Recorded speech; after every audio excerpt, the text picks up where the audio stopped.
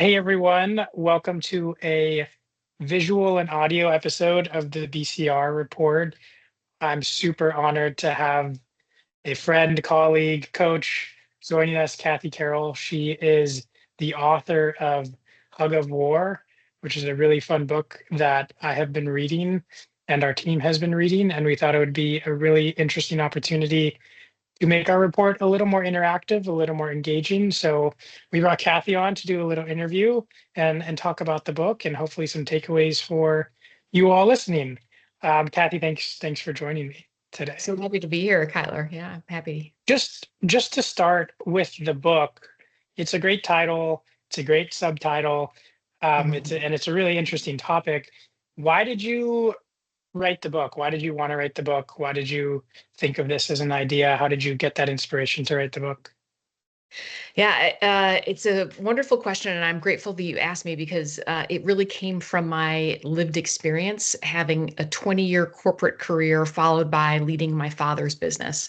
I grew up in a family business, so I was a third generation family member, but there was so much drama in my father's generation that I went corporate. And then when I was asked to lead my father's business, it suddenly became really clear to me that leadership in a family business is very, very different. And I felt very compelled to bring my point of view to the world, both Mm. family members who are operating and living in a family business, but also the advisory community that serves family businesses. Because as I entered into this leadership dynamic, so many ahas kept on popping up for me about how different it was from corporate. Because I had a good solid 20 years in corporate, and then leading my father's business, I just kept getting overwhelmed with all these. Wait a minute, you've got to be really. This is so. What is going on? So that's what really inspired me. It was to help family members of family businesses deal with these complex dynamics, and then also to educate the advisory community that often thinks a family business is just a business. And Yeah, I would argue that a family business is not a business, it's a family business and a very different entity as a result. yeah, there's a lot that goes on in a family business compared to a regular business. Did you have, were you having like a lot of conversations with people and that led to the culmination of, I think this could be a good book that I could share or stories that I can share and a way of thinking that I could share? Is that how it maybe snowballed a little bit further into the actual like writing and creation of the book? It actually wasn't until I became a coach when I left my father's business and I got trained as a coach. And then I started to work with family business leaders because I was passionate about serving this particular segment of the business world. And so many of the experiences were bringing me back to my experience as a leader in my father's business. And I realized that my experience wasn't unique. There was a universality to the leadership challenge in a family business. And that's when I realized, okay, I need to bring this forward. This isn't just me, but a lot of people are struggling in these ways, and I think I have a point of view that's different from most others. Yeah, yeah, I think that's great. So obviously it's a playoff tug of war and word it's the counterbalance between love and logic, and that's the subtitle of the book. Is there a kind of central message or core ideology behind the book for people that haven't heard of it or haven't read it yet that they should kind of be thinking about as they read the book, or a big key takeaway in your mind? Yeah, the core thesis of the book is that family business leaders have it harder than any other leader because they have two mindsets operating in their heads concurrently, but they're in utter opposition. For example, the business mindset, which is driven by logic and it values profits and competition and meritocracy, is one mindset. And then you've got the family mindset, which is driven by love and it values fairness and sharing and unconditional belonging. And so when you're making a leadership decision, like I've got a poor performing sales leader who happens to be my brother-in-law, the Mm, business mindset's quite clear. You need to let him go. The family mindset, however, well, he's married to my sister and they're raising a special needs child. I should probably give him a raise. Two completely right answers that are in utter opposition from each other. And what this forms is a polarity. And then the rest of the book is kind of framed around that core thesis. But it makes the challenge of leadership incredibly difficult. And hence you get the hug of war. Hug represents the family mindset. War represents the business mindset. It feels like a tug of war between these two mindsets. So there's a lot of metaphorical representation in the title. Yeah, great. And you mentioned it too. You mentioned polarities, and I think that's a common theme throughout the book. Can you talk about what polarities are, what polarity thinking is, how that's kind of more different than how we think about dichotomies generally or problem solving generally? Like, what's unique? Is this a new train of thinking that has just come up, or has this been around for a while? What's it Yeah. all about? Yeah, great question. So, polarities is a different way of describing a paradox, two opposing right answers that seem to be very in opposition. So, the simplest way to define it is to say you've got two interdependent opposites. And when I say interdependent, I mean like literally define each other. The most simple one that everyone manages every day is the inhale exhale, right? You don't have an inhale without an exhale, and vice versa. But it's not just a biological phenomenon, it is a leadership phenomenon, bold and humble, for Mm, example, focus on task, focus on relationship, two completely opposing perspectives that actually need each other to exist. So a family business isn't a natural polarity. In other words, you can have a business without a family and a family without a business. But if you have a family business, you have both. You have both in existence at all times. So that's a very simple definition of what a polarity is. yeah, and as I was reading the book, it becomes more and more clear, kind of especially in family business, that these are very common. I'm curious, I think one of the ones that I was recently reading yesterday is you have the family and the business kind of polarity, just the family first and the business first mindset. Generally, they're like common, and that's a common framework that I think people use when they think about their family business is, are we family first or are we business first?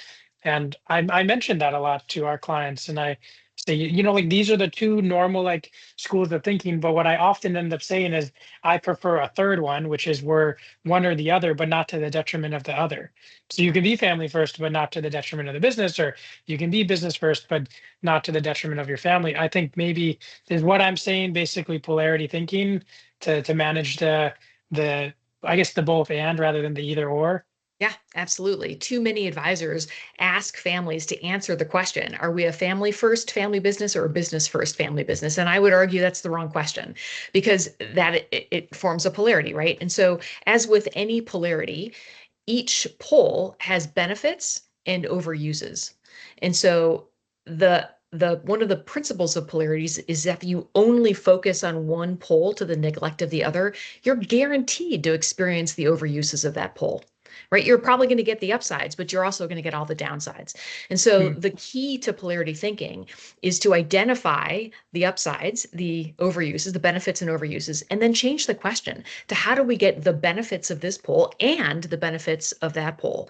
And it's just exactly as you said. If you focus on, let's say, family first all the time, but you can't do it to the detriment of the business. If you focus on the business all the time, sure, that's a great orientation, but don't do it to the detriment of the family, right? Focus on how to get the best of both. And what I love about polarity thinking is that it invites a ton of creative thinking and a lot of mm, innovative solutions that either or questions don't lead to, right? But if you change the question to how do you get this and this from should we do this or this, you get really creative alternatives. And just to reference something earlier that you said, this is ancient wisdom. This is yin yang. Yin yang is polarity, right? So it's not new. What is new is polarity thinking, which is the way to transcend the conflict that results from either or thinking. yeah, great. How how can family businesses, I guess that's our main audience, I think, for the book and for our report too. How do you manage that way of thinking? Because I can just think, if you're given a choice of either or, it's easy to just say, I will pick one, and that is the one I will go with. And it's a lot harder to say both are important. I have to understand the benefits and the drawbacks of both, and then try to manage that, how can you, I guess, actively make that decision to think about both and rather than either or, when either or I think is a lot easier. Of course, either or is a lot easier, right? It is maybe overly simplistic. And Yep. when you are facing a polarity, either or thinking will get you stuck. You don't have a method of transcending the stuckness because you're stuck in either or. And what often happens is you have conflict in a family where some people, let's use the business first, family first example. Some people in the family are dead set on family first. And what they argue is the benefits of family first and the overuses of business first. And then you have another faction in the family that argues the opposite. They prefer, their poll preference is business first. So they argue all the benefits of business first and the overuse of family first. But what ends up happening is they're each arguing half the story, right? The ones who are in favor of family first argue that as I said, the benefits of family first and the overuse of business first, but they don't address the benefits of business first and overuses of family first. It's a kind of a word salad, but you Yeah. get the idea. And then, the other person does the opposite. So what's so frustrating about polarity thinking, or not polarity thinking, but polarities, is that when you don't realize you're in a polarity, you keep arguing the truth because each person is speaking the truth. Each person is speaking accurately about the benefits and overuses, and the other person is speaking accurately about the benefits or overuses, but they're not actually seeing the full picture. So polarity thinking invites you to step back, map out the bigger picture, which is basically all four elements, the Yep. benefits of each, the overuses of each, and then step back and ask a different set of questions. How do we get this and this? Yeah, polarity thinking is a completely different way of addressing problems. And in the absence of recognizing that you're in a polarity, you can't actually find the path forward because you just put force against force and get stuck. Yeah, actually, that was going to be my next question. Like, what's the consequence of not being in this train of thought and diving into polarity thinking? Is it more conflict and more kind of tension and challenges between family members who just aren't understanding the point that they're coming from? Yeah, in a family system, it just becomes this two railroad engines that are pushing against each other and going nowhere. And the force of the railroad engine is because they're both right, right? And Yeah, so when you're able to look and at it, they're right in their perspective. yeah, From the perspective they're coming from, they're both right. yeah, they're well, exactly. Like they each are speaking two halves of the right whole. Yeah. Right? And yeah, it's a little confusing at first, and it's hard to describe, with hands and not on a piece of paper. But yes, and so it not only creates conflict in the family system, but it can also create conflict in an individual leader because you have two opposing right answers in one person's head. You have a value around honoring the needs of the business, and you have a value around honoring the needs of the family. And so even in one person's head, you can create this kind of tension because you're really paralyzed by inaction. As soon as you think about doing one action, all you think about is the problems with it. And then you think about doing the opposite and you think about the problems with that. And so you end up getting stuck as an individual, not just in a family system. Yeah, it's a great point. I feel like we've talked a lot about the nuts and bolts of polarity thinking, but for people that are unfamiliar with the concept, what are common polarities that kind of show themselves in the family business context? Like, what are the things that people would really say, like, this is, I can really see that this is coming up in my family and my family business. Yeah. One of the common ones is tradition and innovation, right? Mm, Most often it's the leading generation that values tradition. We've always done it this way. Why would we change, right? And then the rising generation, which typically has a much longer time horizon, says, "Oh my gosh, I cannot believe we're not investing in AI. This is going to transform our business. We have to invest in AI."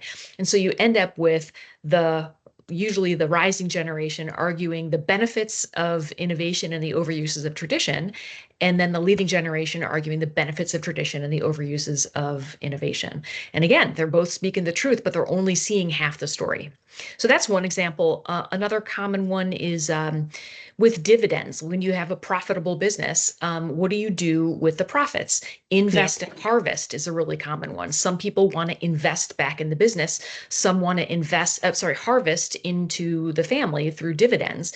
And they're both right, especially if you think about the different perspectives that family members have in a family business, some who work in the business and some who have ownership but do not work in the business. The ones who don't work in the business really only see the value of the harvesting, right? They only get the value of the dividends because they're not seeing immediately the value of the investment necessarily. So that can be a really common one. And then I guess, there's one that in governance that comes up a lot, and that is selective and inclusive.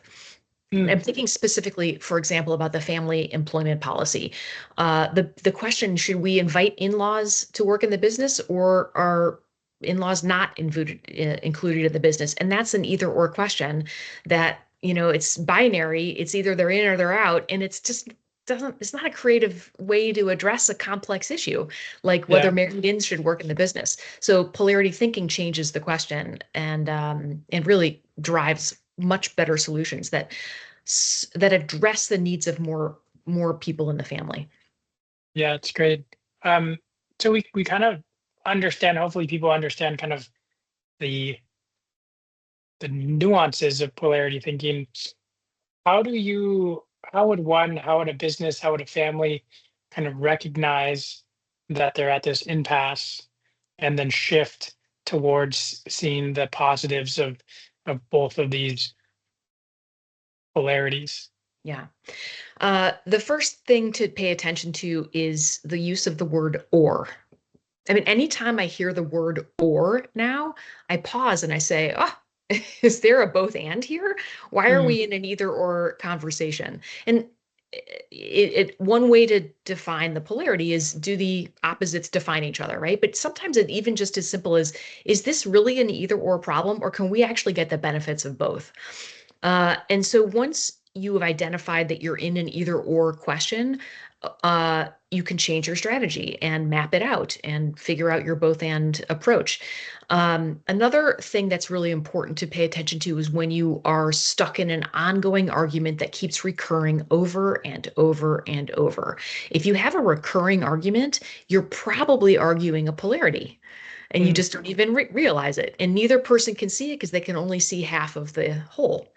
Right. So a common one, and this is one that anyone who's in a partnered relationship probably is familiar with, or at least knows somebody who is the tension between spending and saving in a marriage, Sure. right? Like it's not uncommon for one member of a couple to have a preference for spending, and another member have a preference for saving. And so they're constantly in an argument about how to spend their money, right? And the polarity thinking can be a really creative way to transcend that kind of tension.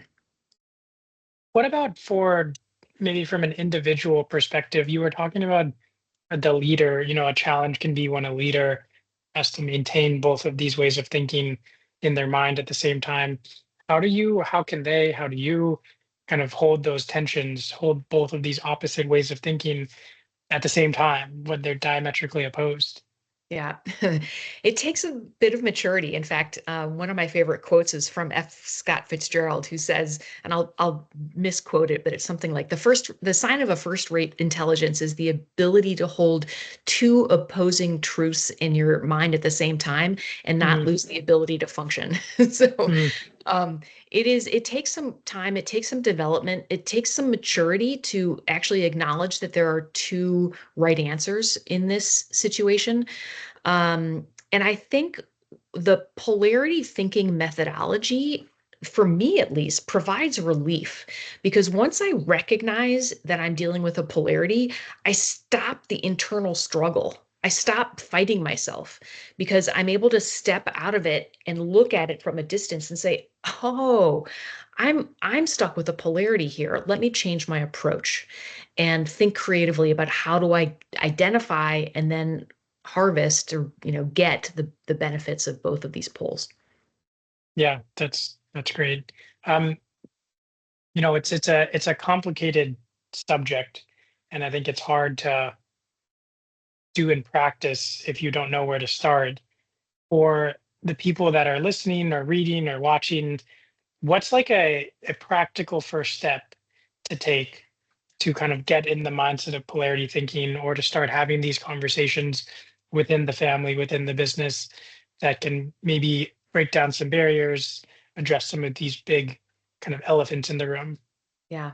Well, I couldn't agree more with you that this is a complex topic and it's hard to describe on a Zoom call, right? Or on a video call, which is why I wrote Hug of War through a series of stories. It's a Mm, story book. And the stories actually bring these tensions to life with real emotion and real raw energy. And then there's an explanation using polarity thinking to put it into sort of context. So getting back to your question, what's one step you could take? It's literally getting out a piece of paper and just putting a big plus sign on the piece of paper. It's that simple. And then you label your poles. You put one pole on one side and the other pole on the other side. And it's helpful to use neutral language, like not language that's charged, or especially language that's not negative. And once you've got your plus sign, you've got four quadrants, and you just simply start getting specific about what are the benefits of this pole? What about the overuses of this pole? What about the opposite one? What are the benefits of this other pole? And what are the overuses of this other pole? And two of the answers are going to be easy because everyone has pole preferences. You already know the answers to your preferred pole benefits and your other pole overuses. mhm. The harder questions are forcing yourself to think about what are benefits of that other dang pole? Are you kidding me? There's no way there's a benefit. And if you think about it thoroughly and carefully enough, you can identify the benefits to the other pole and the overuses of your preferred pole. Sure. Yeah. Is there one thing from the book that you wish people would walk away kind of ingrained in their minds with? Yeah, that yes, that there is a way to transcend this tension. Like there is a path forward. And it's not as hard as it looks, but getting support to manage the polarities, like getting support from BCR, Mm, which has really grown in its expertise in this domain, can be incredibly helpful and can provide the harmony in the family that is so desperately craved based on the family side and drive the profits in the business that are so desperately craved on the business side. yeah, not easy to do it yourself for sure. I think we know that firsthand as a family business ourselves. That's It's a right. challenging journey. Um, what about yourself? What's next for you? Just my last question in this space with Hug of War. What's next for you? Well, I've got the ideas for another book. Ooh, It's okay. yeah, I don't know if I'll actually have the courage to do this. Took 10 years to bring to life, so we'll see if I bring this other book to life. But it's the basic idea is that as adults we go through stages of life, stages of the ways that we make meaning of the world, the Mm, states that we mature and I want to overlay that adult development theory, or sometimes it's called vertical development theory, with how it actually impacts family businesses and leaders in family businesses. Because it is, in my experience and in my coaching practice, a huge piece of the tension that exists in a family business that's, again, hidden and hard to see because you're subject to forces that you cannot see within you. And when you're able to bring them outside mm. of you, look at them objectively, you can actually see it in a different way. Yeah, another maybe harder, even harder thing to be able It's to do. much Yeah, more esoteric than polarity. So we'll see if I have the courage. If I write it, I have a feeling three people might read it. I would read it. So maybe I'm one of the three or the fourth person. Or Okay, good. awesome. Well, thank you for your time. I think super insightful for me. Hopefully, everyone listening enjoyed it as well. And get a copy of Kathy's book. I have it right here as well. If you can, well, it's not showing in the thing, but that's okay. Thanks for the time, Kathy. Yeah. Thank you, Really Pat. appreciated it. Always a pleasure. Take care.